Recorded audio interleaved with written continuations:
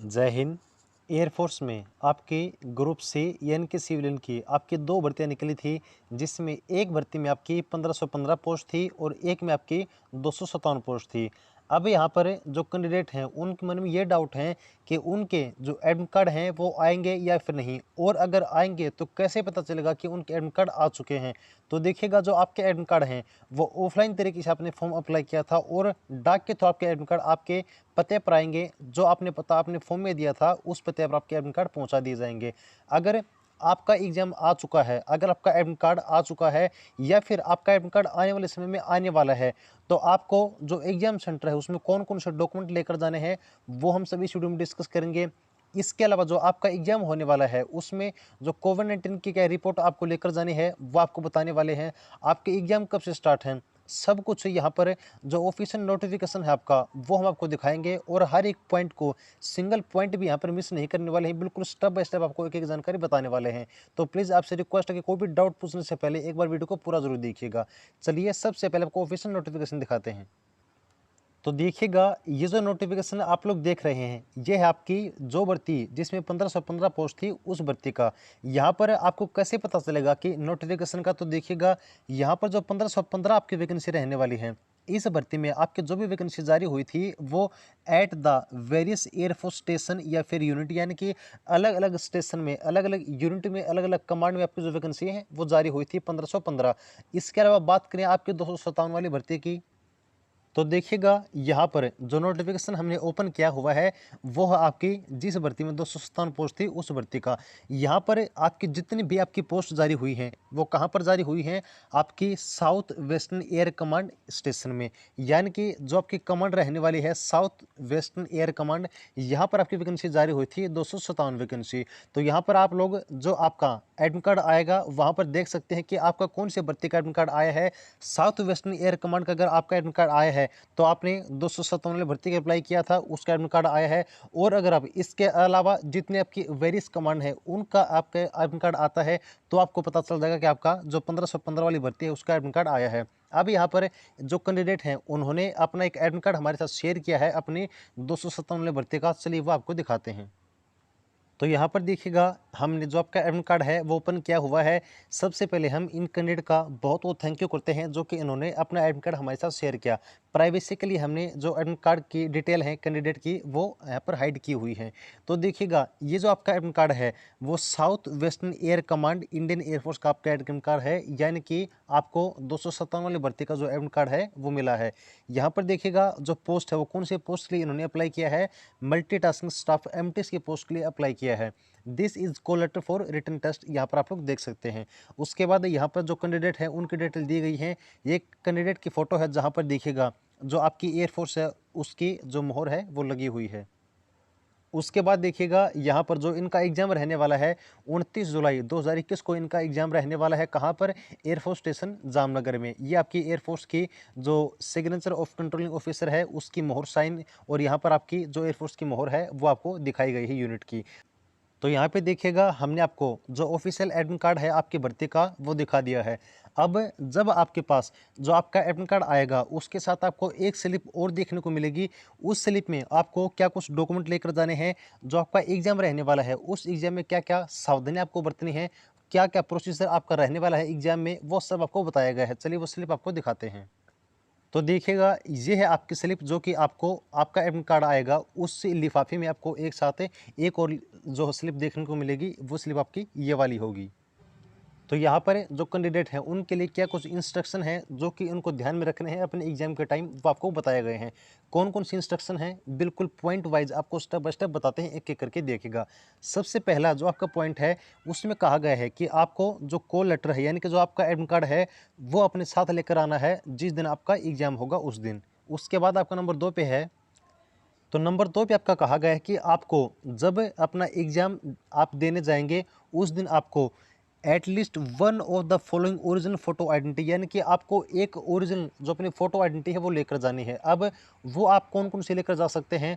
आधार card, driving licence, PAN card, voter ID या फिर passport, इन सभी में से कोई भी एक अपनी जो फ़ोटो आइडेंटिटी है उसके तौर पर, उसके प्रूफ के तौर पर आप लोग जो है ले जा सकते हैं। यहाँ पर ध्यान रखिएगा, जो भी आइडेंटिटी आप लेकर जाएँ वो बिल्कुल आपकी क्लियर होनी चाहिए और बिल्कुल वैलिड होनी चाहिए। ठीक है जी। नंबर 3 पे देखिए क्या कुछ कहा गया है। तो देखिएगा नंबर 3 पे आपको ये बताया गया है कि एग्जाम के टाइम आपको कौन-कौन से जो डॉक्यूमेंट हैं वो लेकर जाने हैं। तो देखिएगा यहाँ पर जो डॉक्यूमेंट आपको लेकर जाने हैं वो हैं आपको ओरिजिनल। सबसे पहले ध्यान रखिएगा, जो डॉक्यूमेंट आपको मैं यहाँ पर बता रहा हूँ बिल्कुल ओरिजिनल डॉक्यूमेंट आपको लेकर जाने हैं। कौन-कौन से? आपने जिस भर्ती के लिए जिस बेस पे अप्लाई किया था वो आपकी ग्रेजुएशन की या फिर आपकी 10th की या फिर +2 की जो मार्कशीट है वो आपको लेकर जानी है। यानी कि अगर आपने एमटीएस के लिए अप्लाई किया था 10वीं बेस पे तो 10वीं की मार्कशीट, अगर आपने +2 बेस पे अप्लाई किया तो +2 की, या फिर आपने ग्रेजुएशन बेस पे अप्लाई किया तो आपको जो डिग्री आपको लेकर जानी है बिल्कुल ओरिजिनल। उसके बाद आपको बर्थ सर्टिफिकेट लेकर जानी है।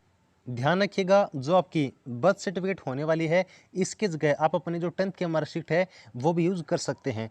देन है आपका कास्ट सर्टिफिकेट। यहाँ पर देखिएगा जो कास्ट सर्टिफिकेट होने वाला है आपका, वो जितने भी आपकी रिजर्व कैटेगरी है उन्हीं के लिए एप्लीकेबल है। जैसे कि आपका एससी कैटेगरी के लिए, आपका एसटी कैटेगरी के लिए, आपका ओबीसी कैटेगरी के लिए, आपका ईडब्ल्यूएस कैटेगरी के लिए, या फिर आपका एक्स सर्विसमैन के लिए। यानी कि अगर आप रिजर्व कैटेगरी से बिलोंग करते हैं तो आपको जो अपने कास्ट सर्टिफिकेट है वो आपको दिखानी होगी।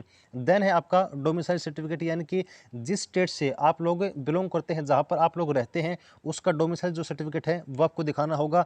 उसके बाद है एक्सपीरियंस सर्टिफिकेट, यानी कि आपने जिस पोस्ट के लिए अप्लाई किया है अगर उसमें एक्सपीरियंस मांगा गया है वो डिज़ायरेबल होता है, यानी कि आपकी इच्छा होती है, अगर आपने अपने फॉर्म अप्लाई करते वक्त आपने एक्सपीरियंस की सर्टिफिकेट लगाई थी तो वो आपको लेकर जानी है। उसके बाद अगर आपका एम्प्लॉयमेंट एक्सचेंज में आपका नाम दर्ज है तो उसका जो रजिस्ट्रेशन होता है वो आपको लेकर जाना है जामनगर का, अगर है तो, या फिर नहीं है तो कोई दिक्कत नहीं है, आपको कोई टेंशन की जरूरत नहीं है एम्प्लॉयमेंट एक्सचेंज के बारे में। उसके बाद आपको जो चीज़ लेकर जानी है वो है आपकी रिसेंट पासपोर्ट साइज फोटोग्राफ। ये आपको कितनी कॉपी लेकर जानी है? 2 कॉपी आपको लेकर जानी है।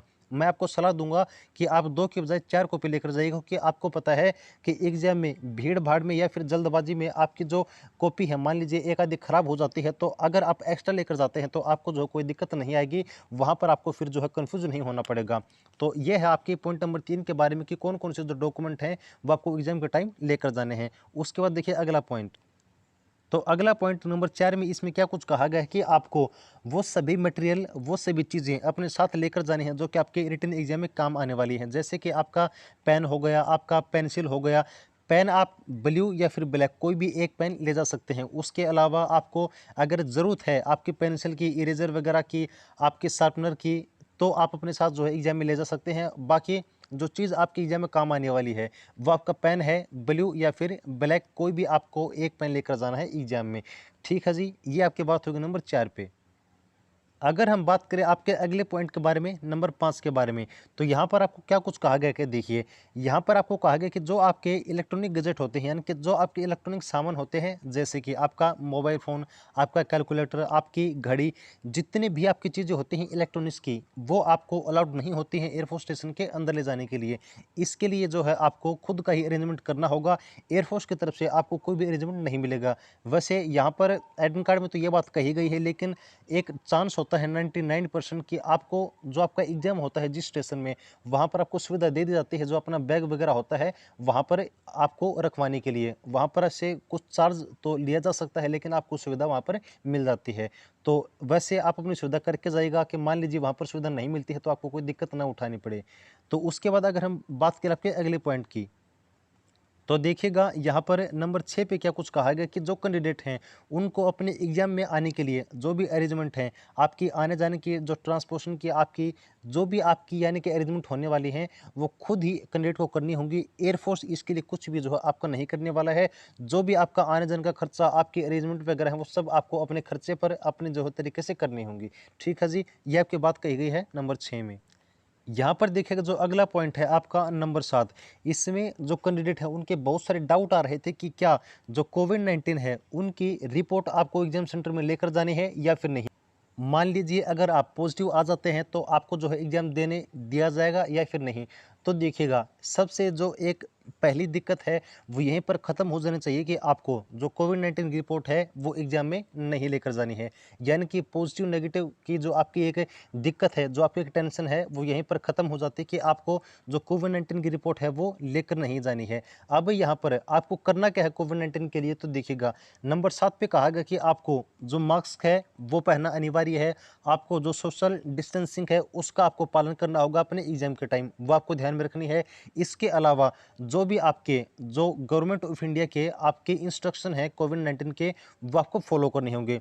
इसके अलावा एक चीज़ और ध्यान रखनी है कि जो कैंडिडेट हैं उनको यहाँ पर देखिए एक एडवाइस दी गई है कि जो आपका सैनिटाइज़र है वो खुद कैंडिडेट अपना लेकर आए अपने पर्सनल यूज़ के लिए, ताकि जो एयरफोर्स स्टेशन है वहाँ पर मान लीजिए आपको सैनिटाइज़र की सुविधा उपलब्ध ना हो तो अपना पर्सनल जो सैनिटाइज़र है वो आप अपने पर्सनल यूज़ के लिए लेकर जा सकते हैं। इसके साथ ही जो भी आपकी कोविड-19 की जो गाइडलाइन है वो आपको फॉलो करनी है। यह बात आपको यहाँ पर नंबर 7 पे कही गई है। उसके बाद देखिएगा जो अगला पॉइंट है, लास्ट पॉइंट नंबर 8 का, यहाँ पर क्या कुछ कहा गया है कि एग्जाम के टाइम जो है आपको एक प्रॉपर बिहेवियर अपना रखना है। यानी कि जो भी इंस्ट्रक्शन वहाँ पर आपको दिए जाते हैं वो आपको फॉलो करने हैं। जैसे जैसे आपको कहा जाता है वैसे आपको करना है। यानी कि आपको बिल्कुल एक प्रॉपर अपना बिहेवियर जो है बना के रखना है जो एयरफोर्स है उनके साथ। ठीक है जी, ये कुछ इंस्ट्रक्शन हैं जो कि आपको इस स्लिप में देखने को मिलेंगे। यहाँ पर जो स्लिप है आपकी वो देख सकते हैं, आपके एडमिट कार्ड के साथ ही आपको जो लिफाफा है उसमें आपको स्लिप देखने को मिल जाएगी जहाँ पर आपके सभी इंस्ट्रक्शन आपको दिए गए हैं। तो ये कुछ छोटी सी अपडेट थी आपके एग्जाम के बारे में कि आपका एडमिट कार्ड कैसे आएगा वो हमने आपको बता दिया है। आपका एडमिट कार्ड जो है वो जैसे ही आता है उसके साथ ही स्लिप देखने को मिलेगी, जिसमें हमने आपको सभी जो डॉक्यूमेंट है एग्जाम में वो कौन कौन से लेकर जाने हैं, क्या कुछ इंस्ट्रक्शन आपको फॉलो करने हैं, एग्जाम के टाइम आपको क्या बातें ध्यान में रखनी है, वो सब हमने आपको बता दी है। अगर इस भर्ती के बारे में आपको कोई भी डाउट है तो कमेंट सेक्शन में आप लोग लिख सकते हैं, आपके हर एक कमेंट का जवाब दिया जाएगा। तो आगे की आने वाली नई अपडेट के लिए आपके अपने चैनल सक्सेस एडिट को सब्सक्राइब करना बिल्कुल भी मत भूलिएगा। जुड़े रहिएगा। Thanks for supporting. जय हिंद।